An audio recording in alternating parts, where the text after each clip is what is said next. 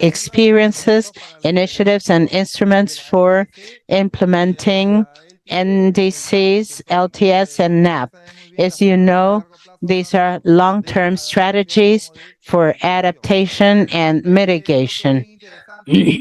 This is a very interesting block because we're um, sitting around these tables listening to a couple of presentations. Then we'll have a virtual panel. We hope it works perfectly. And after this panel, we'll have work to do around our tables. We will pass material to you and then present results. Yeah, and then we go and register in the different tables this afternoon and the next days. So the first presentation will be under the charge of Pia Ceballos. She is CEO of Libélula. Most of you know her, and her bio got lost here. I know you so well that I can say it, but I prefer to say it more fully. Pia has more than 15 years of experience on climate change and sustainability. Her experience is focused on advising the public sector towards public policies and the private sector in terms of reputation, innovation, license to operate, and others. She will talk about lesson in LEC in terms of progress on implementation. Pia, you have the floor.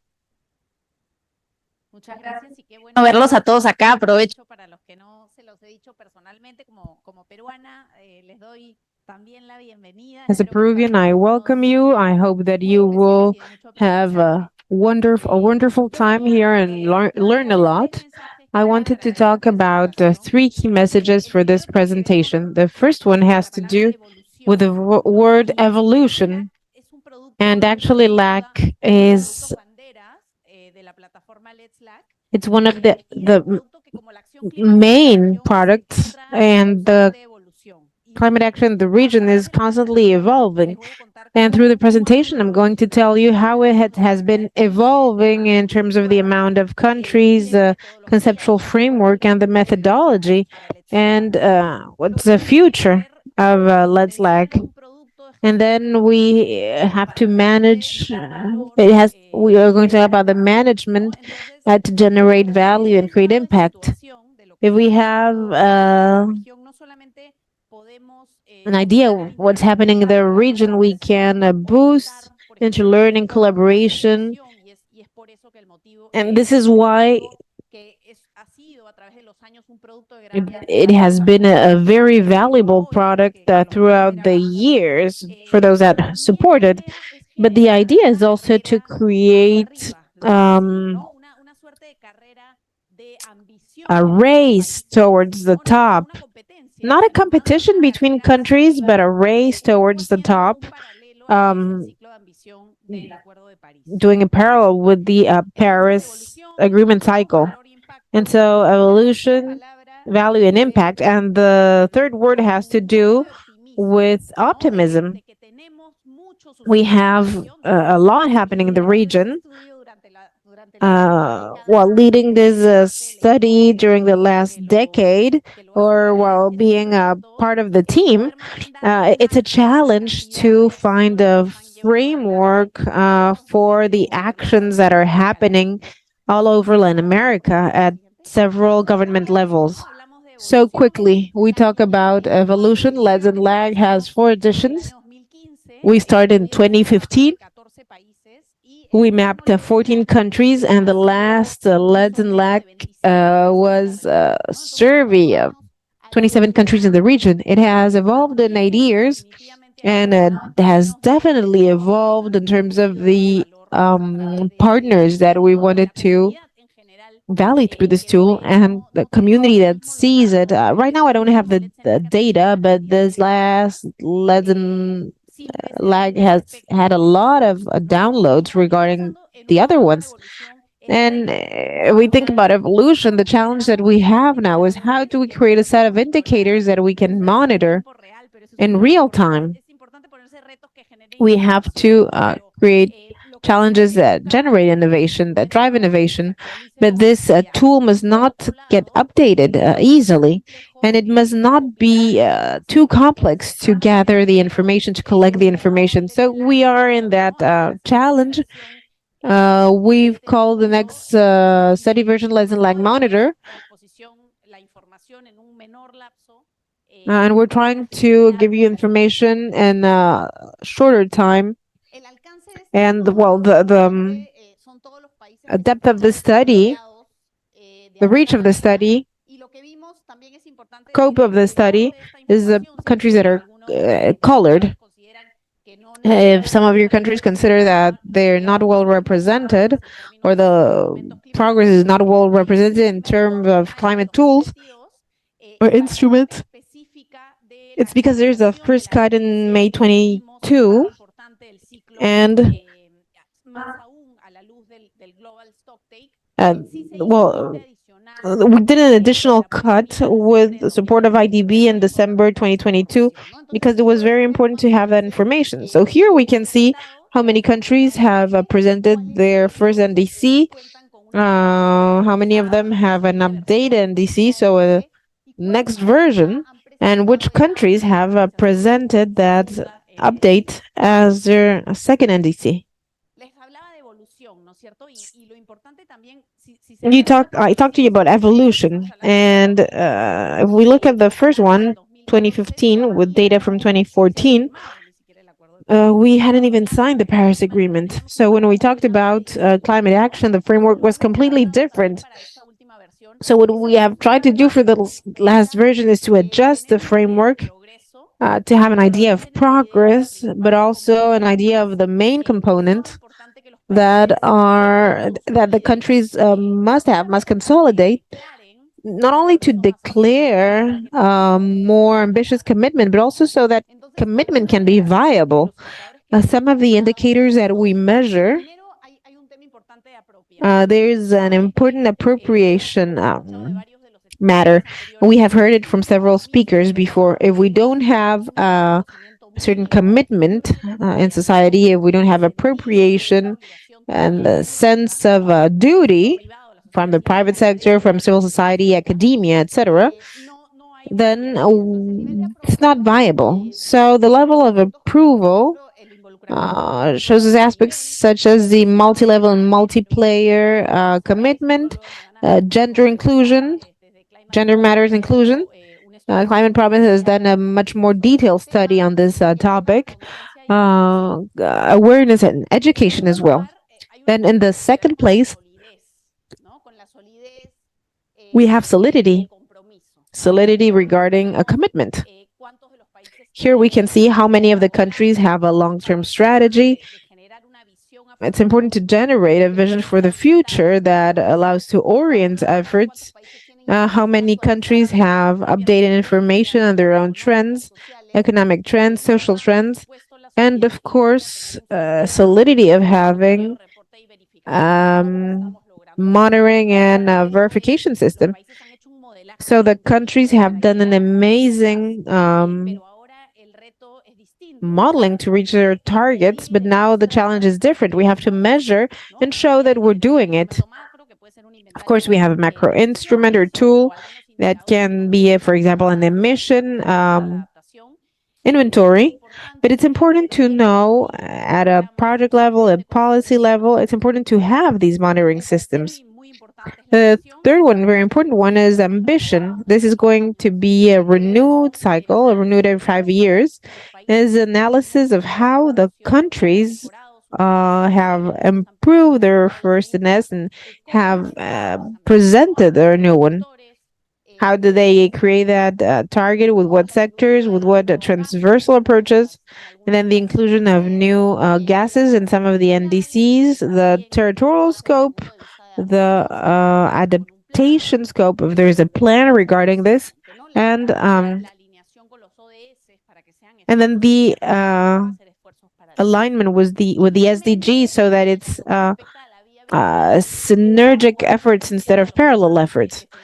And then we have also granted a very important place to climate funding. When climate funding starts to get out of certain sectors and interventions, it's because we are really moving forward.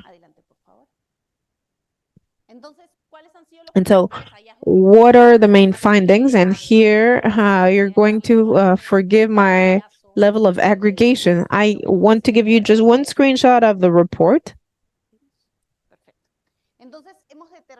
So we have determined some instruments that are considered key for these aspects, the long-term strategies.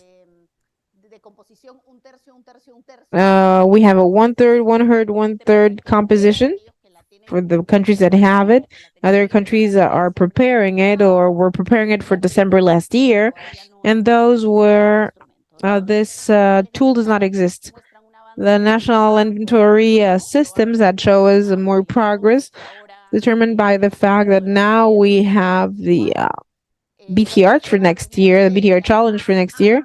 We have the MRD systems that talk about emission inventories, but also include other components of NDCs that are less, have done less progress, but more than 50%. We have the financial strategy where there is a bigger gap. Only 26% of the countries declares having some progress, something ready. Then we have the carbon instruments. Here we see that there is a slower progress, and it's focused on some specific countries. Then we have the NDC's implementation plans. It's important because this is where we go from the declarative to having a plan with the subnational governments to move forward.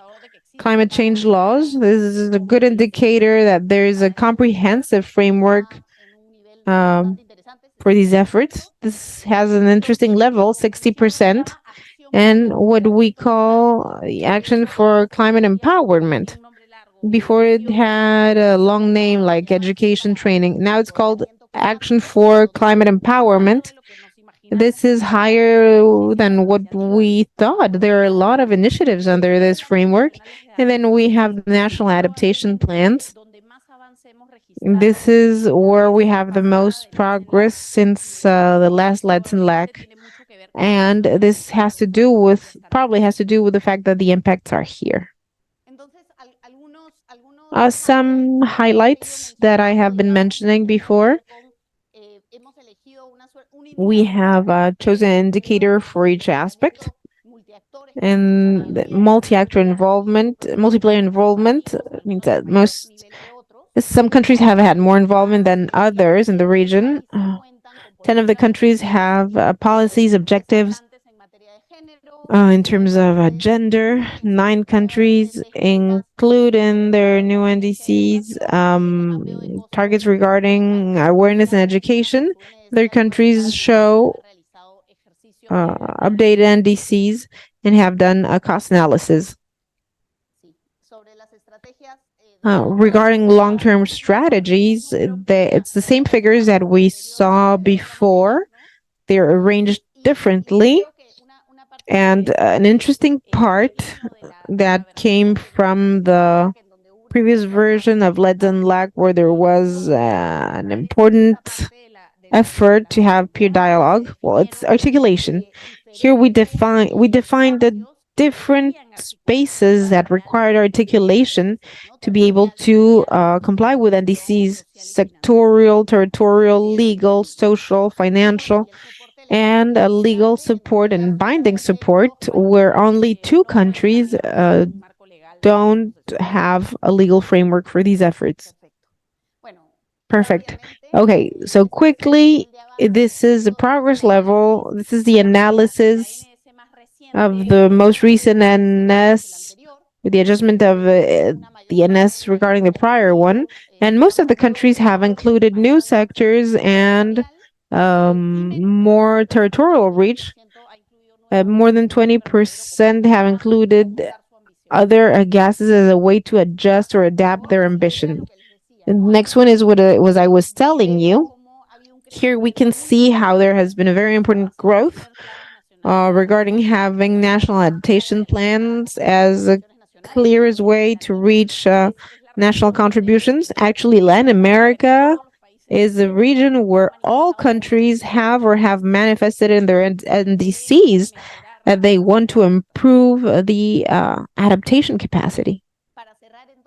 Okay, so to close, because I think I have 10 seconds left, in terms of appropriation, I believe it's important to highlight climate education. This is something that we have seen in the region. Sometimes this is an enabling condition that's looked at as very obvious.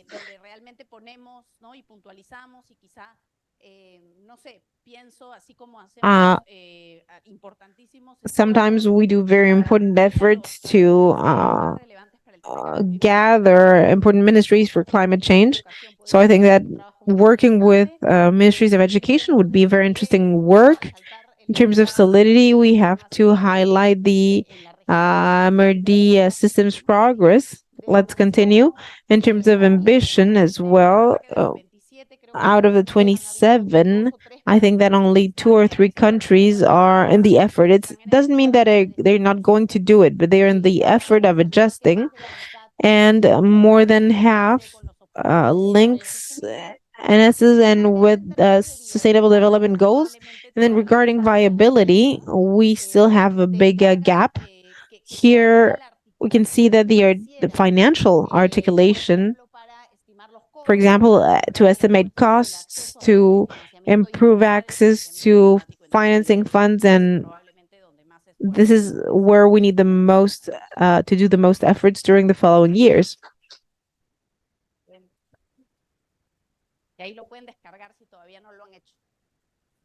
You can download it here if you have not done it yet.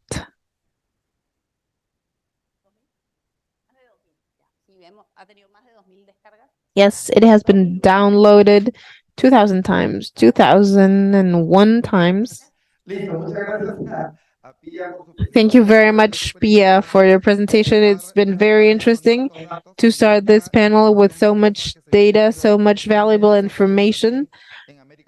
It's being developed in Latin America and the Caribbean. And now we want to welcome 4 panelists. We will also have a virtual panelist, and we will also have Lorenzo Eguren as a moderator. He is the regional country coordinator from UNDP, and he will be with us to moderate the panel. Lorenzo, regarding climate change. Lorenzo's experience regarding climate change started in 2001 in Peru, and he has worked ever since in the private and public sector in carbon markets, negotiations, and climate change, national communications through the Commission, and the design and implementation of NSs. In the past years, he has worked as a coordinator in 6 projects of UNDP related to climate change in the Ministry of the Environment in Peru. Today, he is a country coordinator for the UNDP initiative in Peru. So a big round of applause for him. He is going to be doing the moderation, and I will be introducing the panel first. Okay, so we are going to have Cristina Rodriguez as in the morning. She is a director of adaptation to climate change and desertification from the Ministry of the Environment Peru. She is an economist from Pontificia Católica del Perú, and she has a master's, a postgraduate degree in York University. She has a large experience in formulating and assessing public funding projects and implementation of policies for risk management and climate adaptation. Ever since 2017, she is a director of adaptation regarding climate change and desertification in the Ministry of the Environment in Peru. So please, a big round of applause for Cristina. We also have Camila Labarca, head of the Department for Mitigation and Transparency climate transparency from the Ministry of the Environment in Chile. She is a chemical engineer. She has a master's degree from Crystal University. She worked on the National Inventory of Greenhouse Gases since 2015. Now she is the head of the Department of Mitigation and Climate Transparency, the Climate Change Division in the Ministry of the Environment in Chile. Please, a round of applause for Camila. Thank you for being with us.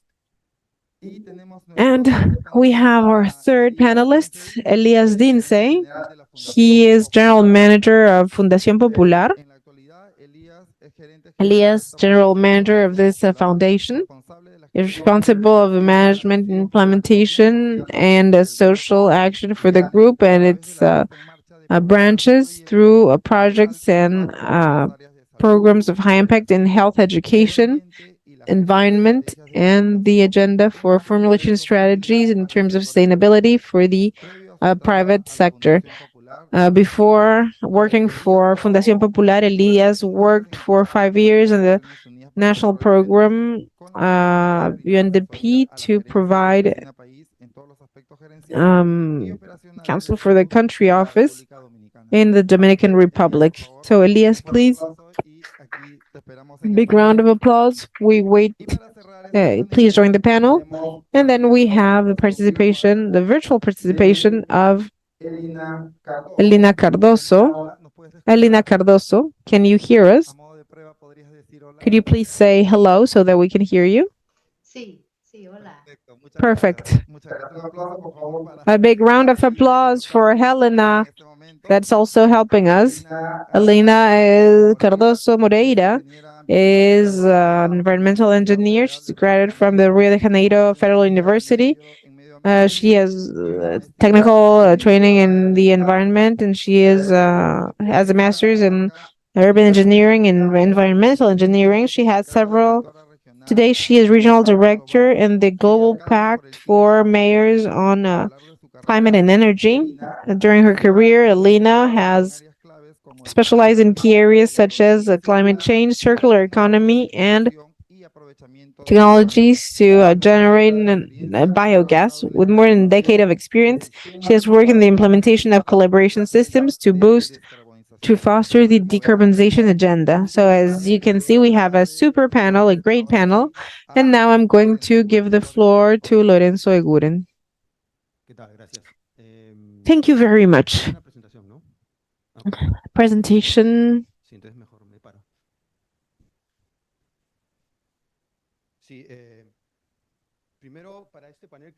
Okay, for this panel, I would like to give you some context on how climate change affects the region. Next, please. Our region is a biodiversity superpower. 50% of our surface is forests, and this will be affected by climate change. We also have an important population of 650 million people and a high vulnerability. There is a lot of inequality in terms of riches, and adaptation is a priority.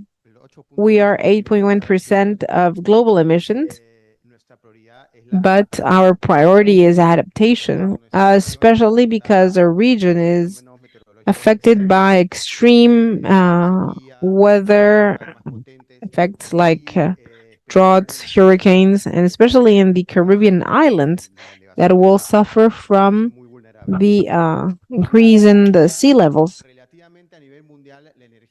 Energy in the region is cleaner than the rest of the world. 1/4 of our energy is renewable, and electricity has 60% renewables. This is dominated by hydroelectric energy, and this makes us vulnerable to climate change because water patterns will be changing very much. We also have a huge renewable energy potential. We have a lot of radiation, we have good wind, and the possibility of building low-impact hydroelectric stations, and so we can navigate a low-carbon economy at a low cost. And the Amazon jungle, which is one of the most important regions in region, one of the most important areas in their region, has contributes to fight global warming. It can also be a focus for future pandemics. So, in the context of climate change, we must really manage the Amazon well and use the ecosystemic services that the Amazon provides. We also have a very important transportation problem. It has become the greater source of emissions and it contributes to local pollution very much. And so, this is an important sector that we need to tackle in the climate change context. Pia already talked about these conclusions, but the portfolio that we have in terms of climate promise, we can see that the ambition has been increased in 90% with new measures and enlarging of those that we had already. Adaptation, 96% of NDCs have increased their ambition, and more than 95% include social inclusion, gender, youth. Next, please. Although many countries are doing their long-term strategies, only 8 have sent their plans to the UN, and they are among the best of the world, like the one from Colombia, Chile, Costa Rica, and these are good examples on how we can project towards the future. Next, UNDP. Since we are in the year of the global balance, we are working on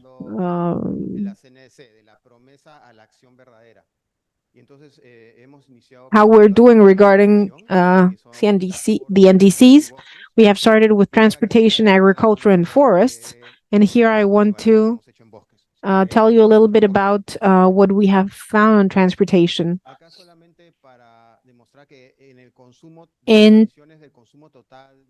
In terms of fuel consumption,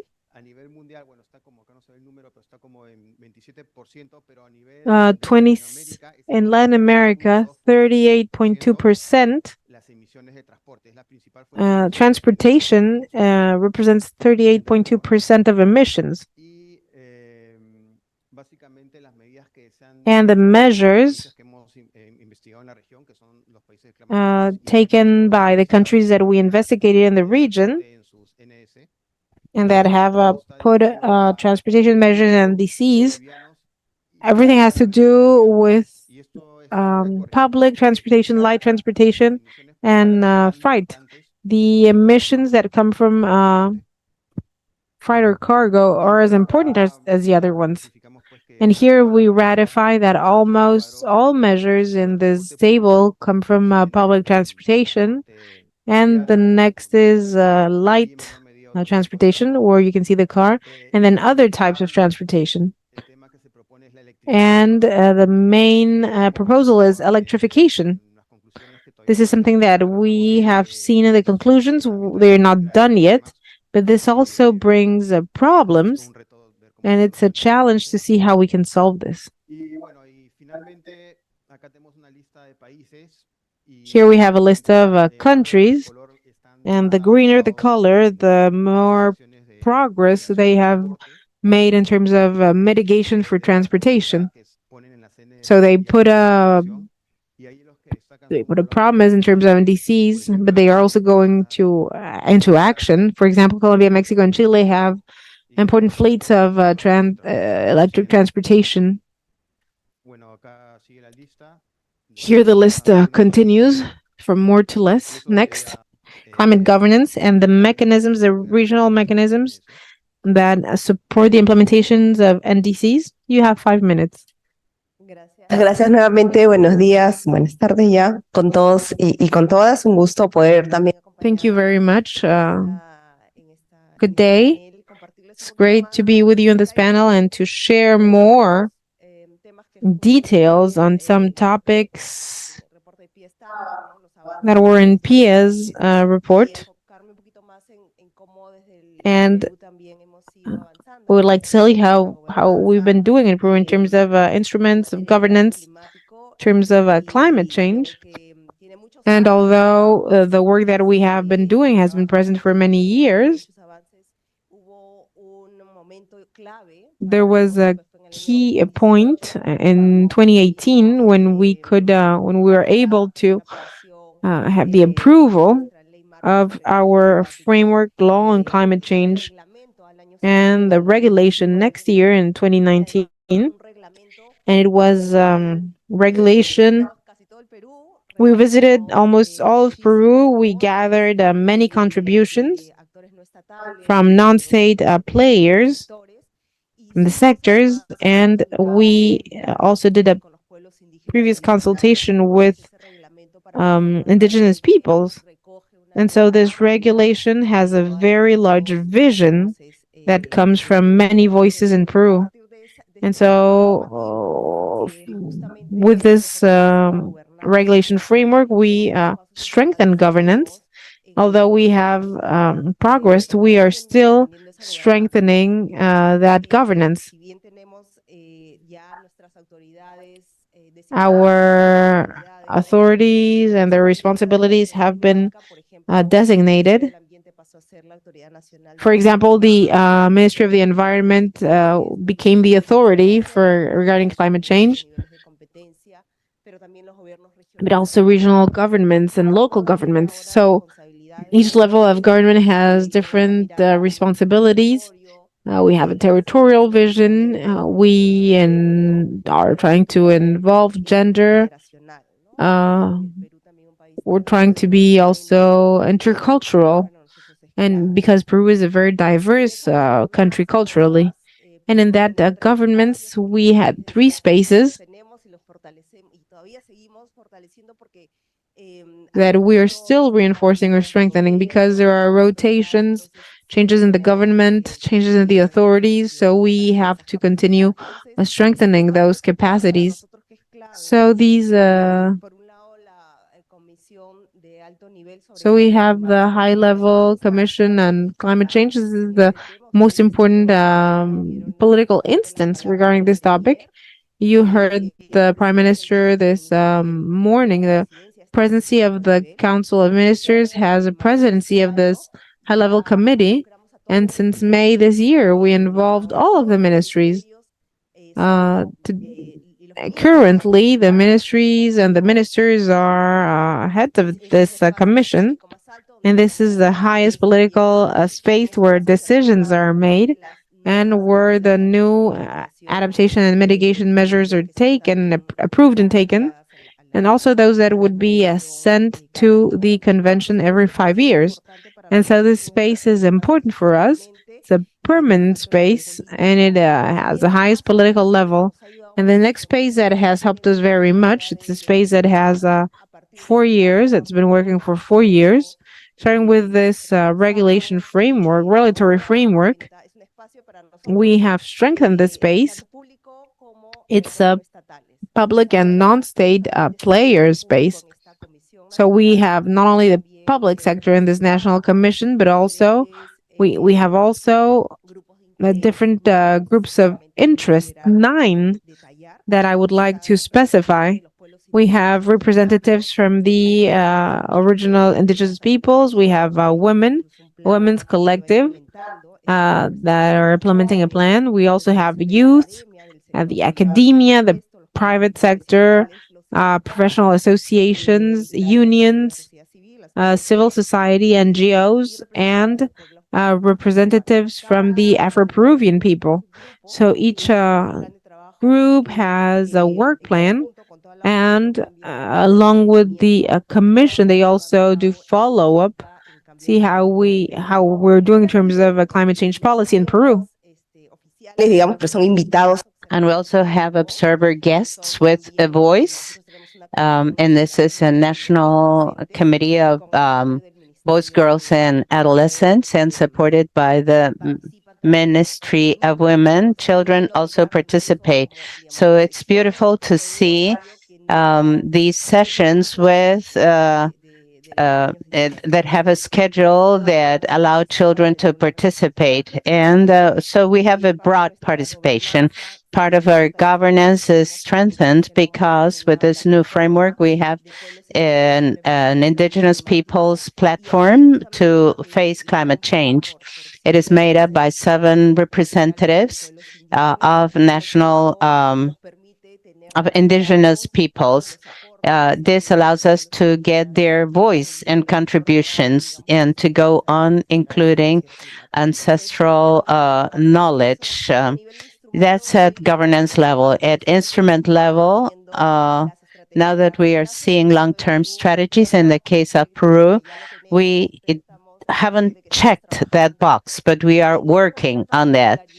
When we publish our strategy, this long-term strategy to 2050, it will be called National Climate Change Strategy and will include not only mitigation but also adaptation. That's work being done currently.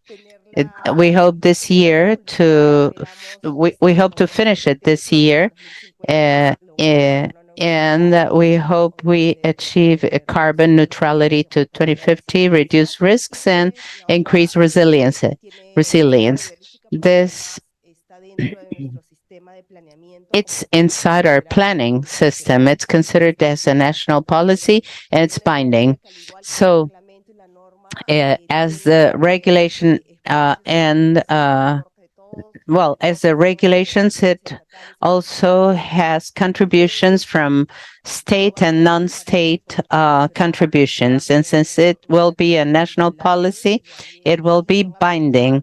And there we will be able to see public sector services towards these targets to 2050, and of course, our NDCs. Thank you. Yes, Peru's experience is very interesting because it shows how regulation, in this case, the climate change law and regulation, that is made in a participatory way with consultation, and then it becomes very useful in binding regulation that becomes legitimate. Things that are made in a participatory way are those that have the biggest success. I'd like to go to another country, a government representative, Camila Labarca, head of the mitigation department at the climate change division in the Ministry of Environment of Chile.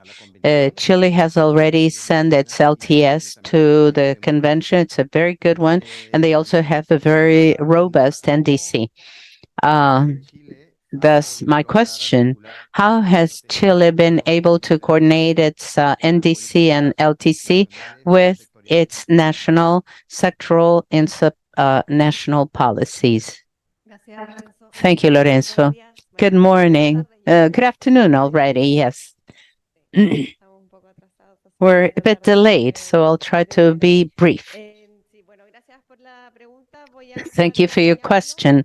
I'm going to use an example of renewable energies to explain how we combine sectoral plans, NDC and LTS. Our fifth updating report at the end of last year showed how we have improving in our mitigation policies. We have increased our renewable energies in our energy matrix. We have had them for more than 10 years. We have extreme drought that has not allowed us to increase hydropower. But we have increased PV and wind energy. And we have the advantage in the country of having this very important natural resource.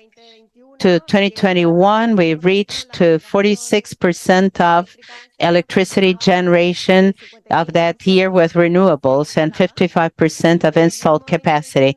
On 2021, we installed new 1,000 megawatts of solar and 500 megawatts of wind, which is a lot for the total installed capacity in the country.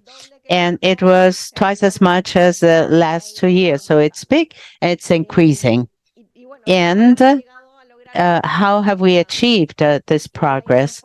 The answer is not one. We have made many things at the same time, and they have all achieved this together. Since 2015, a long-term energy policy, law of distributed generation, which I think Peru also has. Also, the mining companies have direct contracts with renewable energy plants to get their energy from them. To 2021, 44% of mining total energy consumption was based on renewable energies. Thermal, electrical, coal-based plants have signed an agreement to reconvert with the government. All this together has made us progress on renewable energies.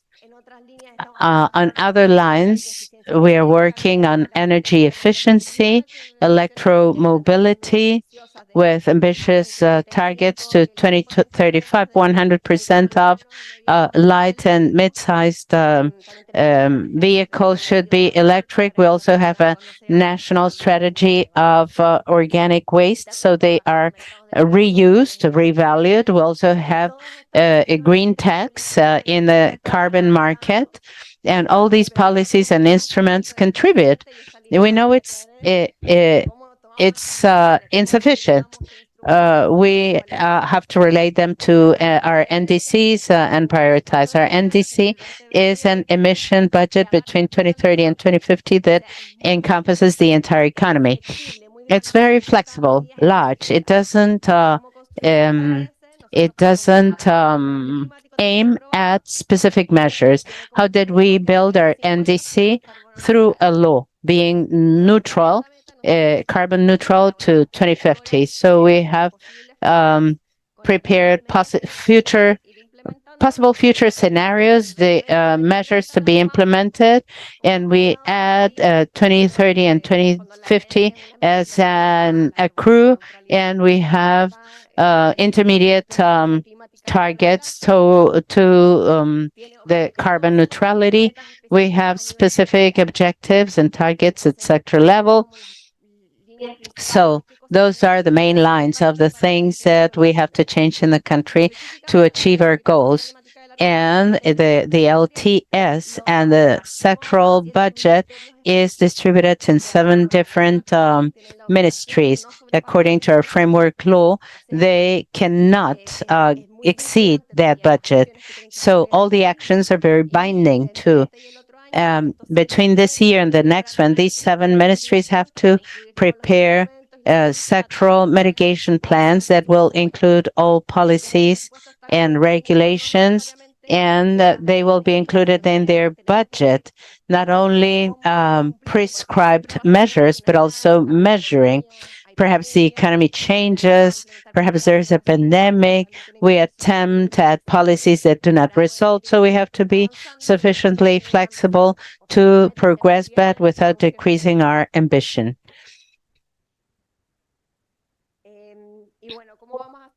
Well, this is our 5th biennial report because our NDC comes from the 2020. We're in 2023, 2 years and a half of implementation. In 2020, we had consumed 6% of our budget. It's to be expected because it's 11 years implementation. It was a pandemic year, so transportation emissions went down a lot. This is why it's important to do follow-up on of our emissions to see if we need to adjust our policies to reach our objectives. It's very important to have the national GHG inventory because it gives us robust data. You might have 2 years of mismatch. So we have to study our projections, and we have to see what policies have a bigger impact, or where there are big difficulties, and what each instrument achieves, because each one has individual results, but we have to go ahead with all of them together. Thank you very much. Very interesting. And there's this idea of budgets and budget allocation to each sector, and you make it binding. I think that's very powerful. Also, the fact that the long-term strategy is guidance for NDCs to be consistent in terms of long-term objectives. Now, I'm going to change the approach from the private sector perspective. I'd like to ask Elias Dinse, who's General Manager of the Dominican Republic Popular Foundation, which leads corporate platform for climate action. Our question is, what is this platform all about? How have you progressed, and how does the private sector coordinate with government towards achieving NDCs and LTS? Thank you very much, Lorenzo. Good afternoon, everybody. Thank you to those who are seeing us through streaming. Thank you for your attendance and patience. I'd like to thank Let's Lack for their invitation. Ana Maria and Vicky invited us to this activity, and also GIZ, Pablo Rodas, who make it possible to participate in this event. Before answering your question, I'd like to go back to the presentation you made with stats and what was happening in the region. And more than stats, it's a reality. Right now in the Caribbean, we have the Atlantic Trilogy, 3 storms that are simultaneously coexisting there. And the Franklin storm is precisely now going through the Dominican Republic, and we don't know what effects we'll have from this hydrometeorological event affecting our country. Well, that's it. When we talk about climate change, it's not only figures and historical data, it's what we undergo. And that's why we are promoting change through Empresas por el Clima. And it's not only our country. You also have information that this week the Pacific coast of the United States is being attacked by the Hillary storm. It's Los Angeles is being impacted in an event that hasn't occurred for more than 150 years. So all this has to take us to action. And what's happening now, and what you showed, Lorenzo, a few minutes ago, is what made us organize Empresas por el Clima. That's Companies for Climate. It's a public-private alliance platform that seeks to sensitize, educate, recognize climate action in our country.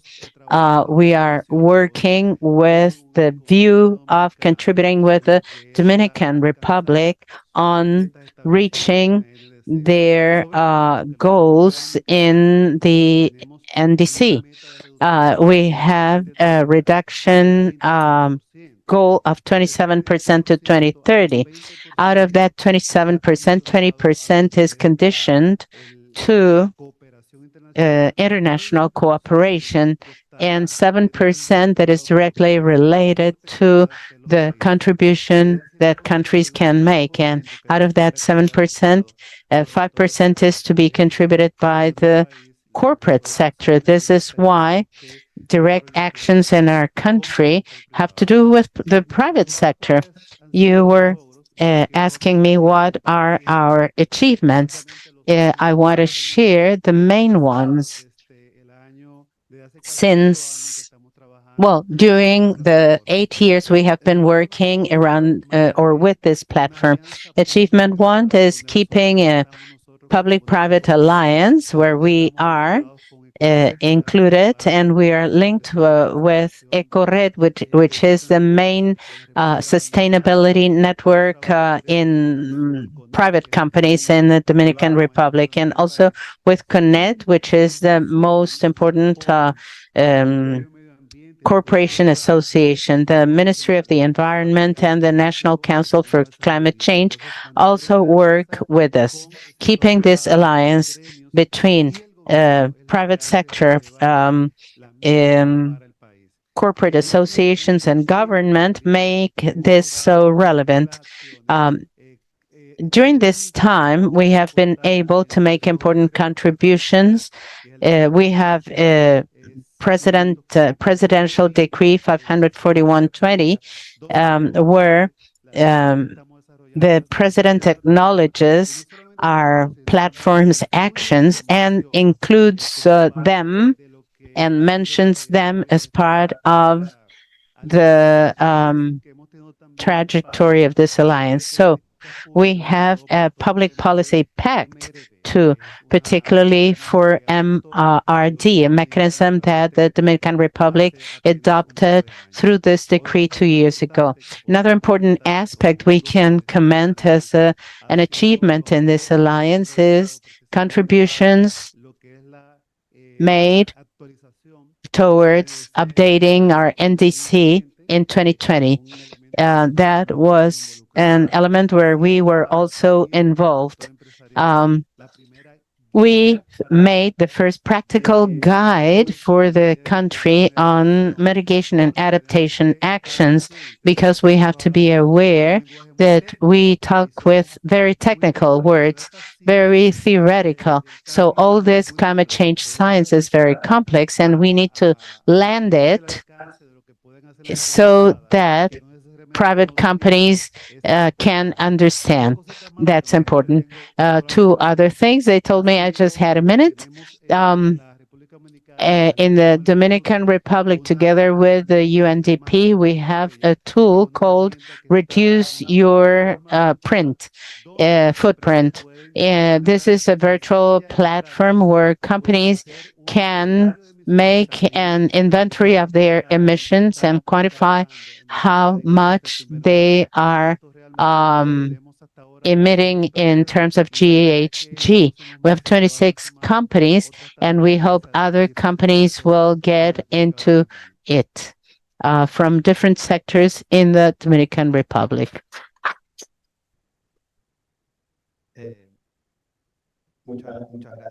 Thank you very much. This is a very good example because the private sector is acting concerning climate change, but in an alliance with the public sector. There's a synergy. Almost all our countries are market economies, and emissions are led by the private sector. If we don't work together, we won't be able to achieve our goals. So now I go to our virtual guest, Helena Cardoso Moreira. She's Regional Director of the Mayor Pact for Climate and Energy in the Americas. The first question is, what is the importance of cities and local governments to be able to do adaptation and mitigation, and what examples are there to be followed? Hello, good morning. Can you hear me? Okay, thank you. Thank you very much for this forum. I greet my colleagues in the debate session today. It's a pleasure to bring the perspective of cities to this debate. For us, and I think that for everyone, cities are the place where everything happens, where people live, work, and directly feel the effects of climate change. And debates on local problems, responsibility, and action capacity are related to cities. Therefore, it is critical to back up cities with multi-level governance and support, and a strategic, political, and technical alignment of all levels. That's why we have worked a lot developing technical capacities and policies in cities in connection to global debates.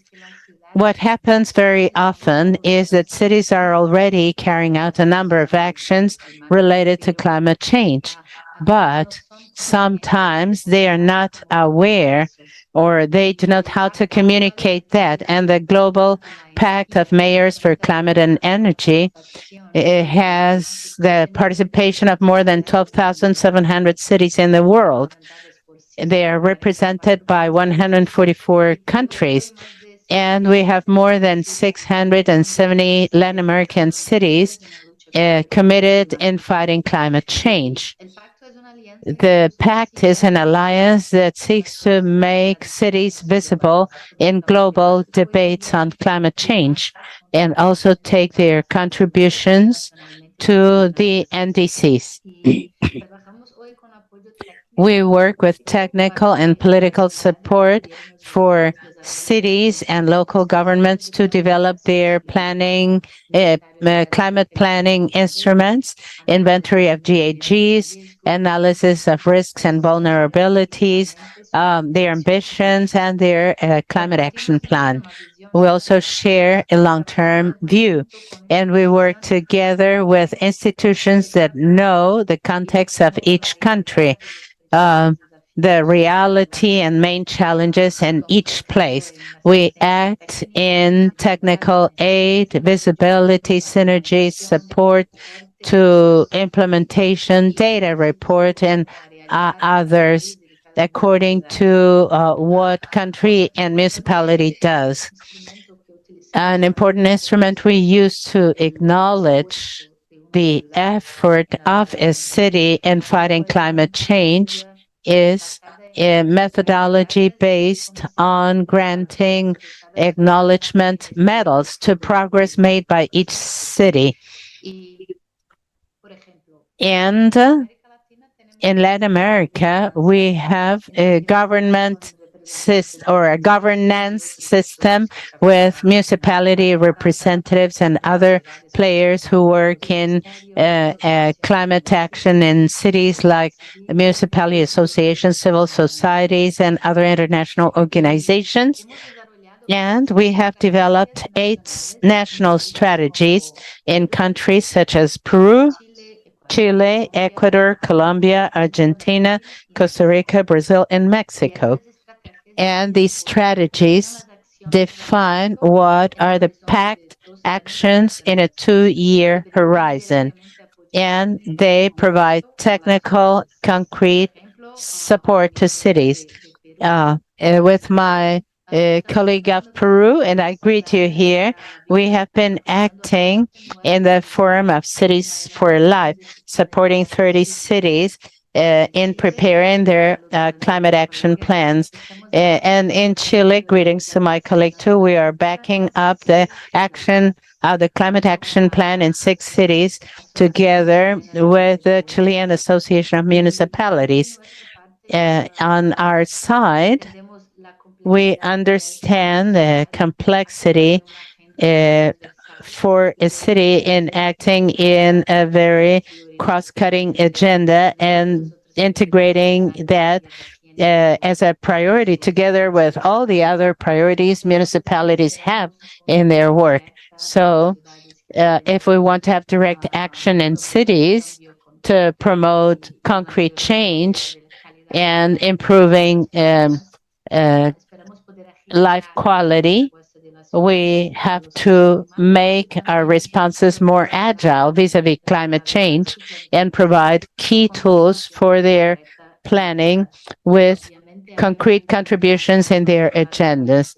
Of course, there is a difficulty of integrating these efforts at different levels of government.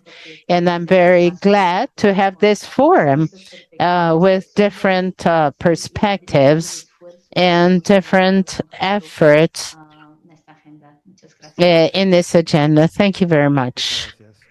Thanks. Melina, por recordarnos el importante rol. Thank you much for reminding us the role of cities in climate action and for providing us with all these tools and instruments to align the implementation of NDCs. I'd like to suggest you to conclude and highlight a relevant issue so it can become a recommendation for countries or organizations who would like to implement the NDCs. Okay, great. For us, as I mentioned, we have a regulatory framework and an ever more robust governance as other countries in Latin America and the Caribbean. We have seen, we have updated our plans since 2020, and the idea is to increase ambition, not wait until 2025. We have been working on increasing ambition with an urgency approach. We are talking about being able to implement 149 measures. 84 measures are related to adaptation in health, fisheries, aquaculture, forests, water, and farming. This year, we hope to finish a larger number of measures for tourism and transportation. Now, as for mitigation, we talk about 65 concrete measures to reach our target to 2030. The idea is to reduce emissions to 40% or by 40%. I mentioned this context because we are convinced that we have to pass to action. This morning, we talked about implementation. In this implementation effort, we have made progress on three key areas. They are still permanent needs for us. Strengthening capacities, because as you have seen this morning and all along these 3 days, we are with representatives from 25 regional governments. They just changed the authorities this year and they have new teams, and that's a permanent challenge for the ministry. Not only regional governments, but also local governments. Elian from Pact for Climate has worked with local governments. It's a challenge. We strengthen capacities, but that's permanent work. Another important thing is funding. We are preparing a climate funding strategy that will be part of the subjects of our exchange with regional governments. There we will talk about funding cooperation, but also having access to international climate funds. Also make our public resources to include through investments and budgetary programs climate change as a cross-cutting aspect. And this is also something that will be present in our strategy. Private sector participation is something we have worked out towards a taxonomy and a roadmap. The examples you mentioned with your corporate guide is very interesting, and we should emulate you in our contacts with private state and private sector and monitoring. We are building a monitoring system for adaptation and mitigation. We talk about MRB, but also monitoring and evaluation in terms of adaptation. It's not easy, particularly in adaptation. And I think that's a key factor, as we have seen in your presentations, Lorenzo, and in Pia's presentation, monitoring to know where we are and try to reach our goals. Thank you. I wanted to comment that for any climate policy to be effective, we need to see it through fair transition. We won't have policies implemented if they don't generate economic and social benefits. It's not only environmental benefits, because if not, it won't happen simply. Now, as for uh, ecosystems and adaptation, we have to go uh, hand in hand. I cannot say I will plant 100 hectares. We have to have an ecosystemic approach and also adaptation to climate change. If for us to have changes and transformations to face climate change, the idea is not to have isolated actions in decision-making forums. We have to incorporate climate change in building roads, climate change in the heart of what they do in different ministries, incorporate climate change. It's not separate, because if not, we won't generate the needed changes. I'm sorry, but I'll be very, very quick. 3 recommendations on my side. One, it's impossible to work without alliances. We have to tackle with this issues in public, private, and civil society alliances. That's of the essence.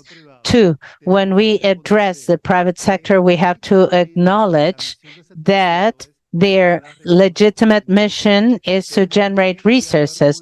So we have to dialogue with them from that point of view and see how mitigation and adaptation measures can be beneficial for them from the economic point of view. A quick example, when we do sensitization in the country about some measures, like the Banco Popular.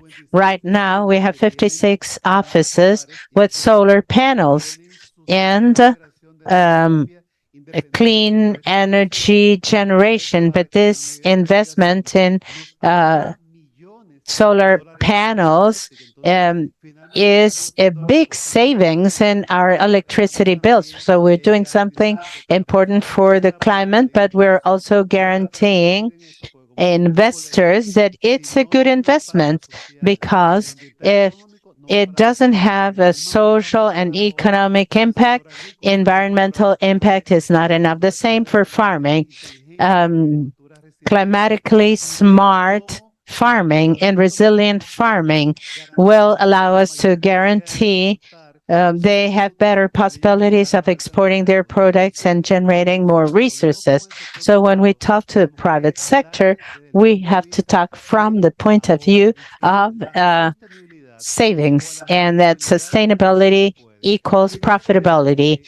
And thirdly, and very important too, oftentimes we act only in terms of large cities and capitals, and we forget local territories which have greater impacts on climate change. So any action to be done in countries should remember local levels that are very vulnerable, and they are protagonists for action. No sé si puedo empezar. Perfecto. Gracias, mis colegas. Concordo con todo que foi. Thank you very much. I agree with everything that has been said until now. And I want to talk about some other items. It's very important for the climate agenda to be incorporated in other sectorial agendas. They have a very transversal role, and there are needs.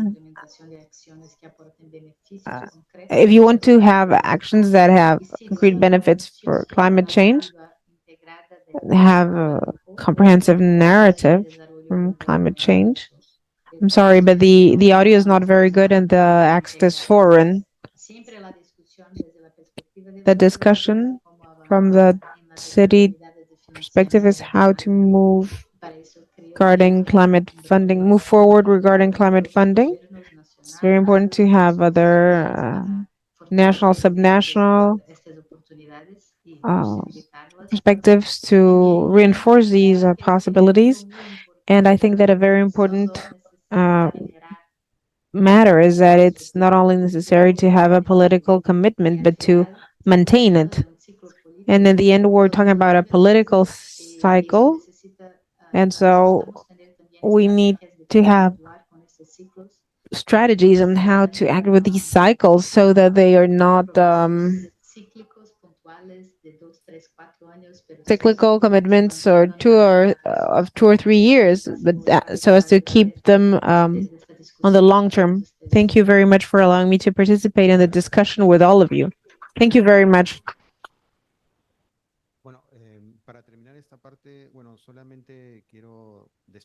Okay, so to finish with this, I would just like to say that adapting and mitigating is transformational change. That's very important.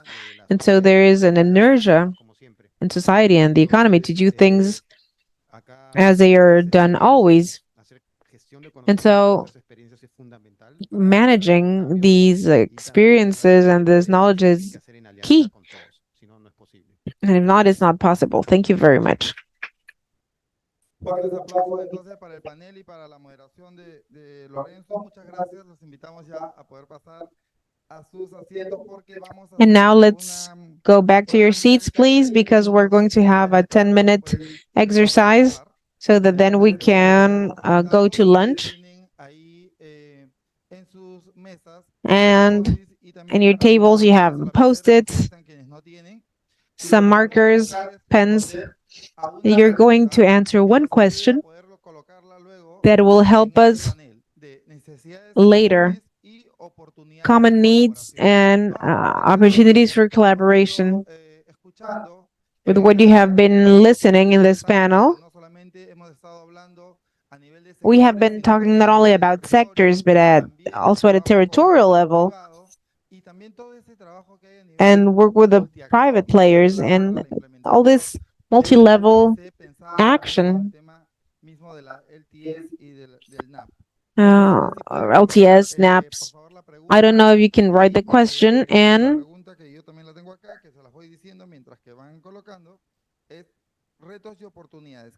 challenges and opportunities. What common needs do we have in the region? What opportunities for collaboration do you identify in Latin America and the Caribbean?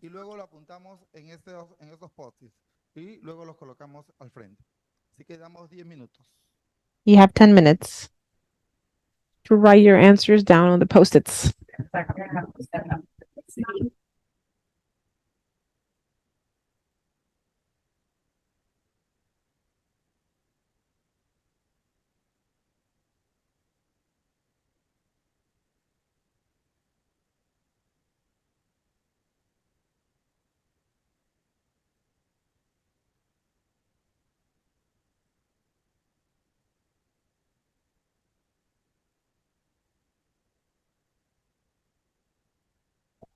Para nuestros colegas que están For our colleagues that are connected through streaming, we are sending you a link so that they can also participate on these two questions. What are the common needs in the region, and what opportunities for collaboration do you identify in Latin America and the Caribbean?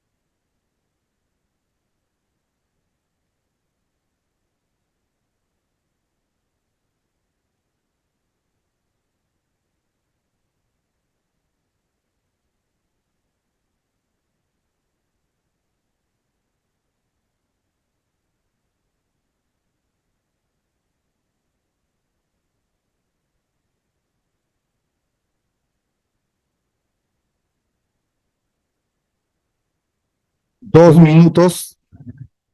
2 minutes.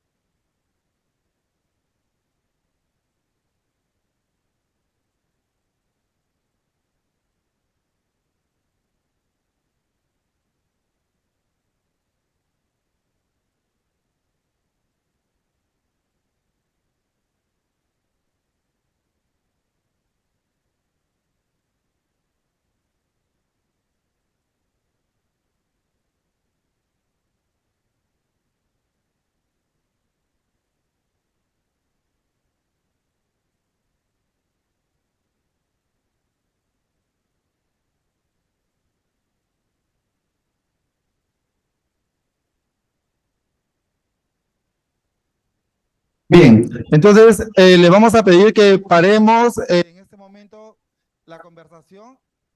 Okay, let's stop the conversation now. We're going to be able to continue during lunch. Now we're going to put it in this board.